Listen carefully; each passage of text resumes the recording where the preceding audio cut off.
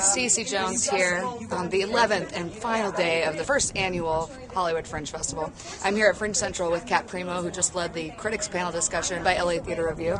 So, Kat, how did it go today? It went very well. I was really happy with the level of discussion we were able to have, and we had lots of good audience questions being asked as well. I really appreciate everyone being there. What inspired LA Theater Review to put this panel on?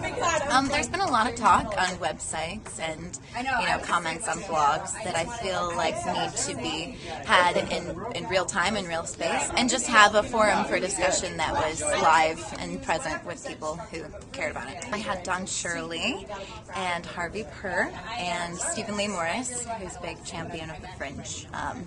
Really honored to have all of them. In addition, Jeff Hoff, who's from LA Theater Review, and Colin Mitchell and NC, who both work for Better Lemons, which is a website that kind of looks at all of our work in general. So it was nice to have the spectrum of representation there. There were some other people that were invited that weren't able to attend, so hopefully next year we'll have a greater span of media there. What did you take out of this panel discussion? There were a lot of things that I have already read about, and it was nice to see them reiterated and discussed further.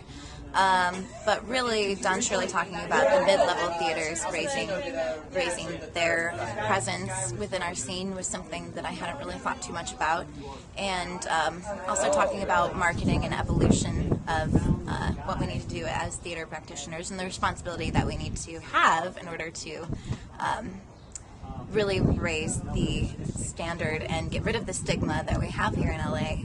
It was very inspiring. I really hope that people then will write about it online and comment on other people's blogs and really continue the conversation further, because it's not something that's just a bunch of people on a stage. It's something that affects everyone. So your input is valuable, and really reading up and following up through on everything in the media sphere is important for every level of theater artist. Great. Thanks so much, Kat. Have fun at the rest of the Hollywood Fringe Festival. Thank you, Stacy.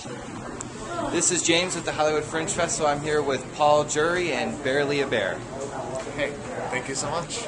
Hey Paul, so as a producer of this show, did you want to talk a little bit about what you want your audience to take away from?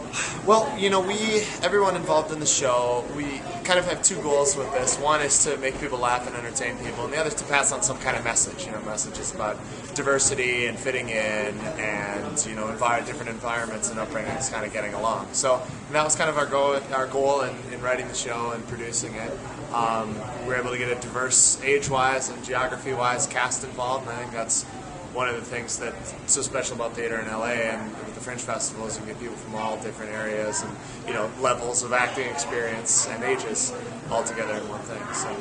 And where'd you get the inspiration for Barely a Bear? Well, funnily enough, the co-writer Jess Locker and I are old college writing partners, and we sat down at Ruffalo's Pizza over on Santa Monica one time 4 years ago, and we'd always want to do a project together, and I said, what do you want to do a play about? And she said, I've always wanted to write a play about bears. And I said, well, I've always wanted to do a musical, so that kind of went from there. I wanted to have, a little bear switched at birth with a little girl, and, so commonly happens in today's national parks. So that was kind of where it began. Awesome. Well, thank you so much. Yeah, thanks so much. Stacy Jones here. I'm at my last show of the first annual Hollywood Fringe Festival. I'm at the Theater Asylum Lab. I just saw Betty. This is Kelly Dawn and Shelby, and they produced this show, Betty. So tell me a little bit about the show. Well, if you know who Betty Hutton is, she was a movie star in the 40s and 50s. She was a huge star and has pretty much disappeared from the public eye. So Kelly Dawn and I brought her back to life here in the Hollywood Fringe with premiering a play about her. Great. So how did you develop all this?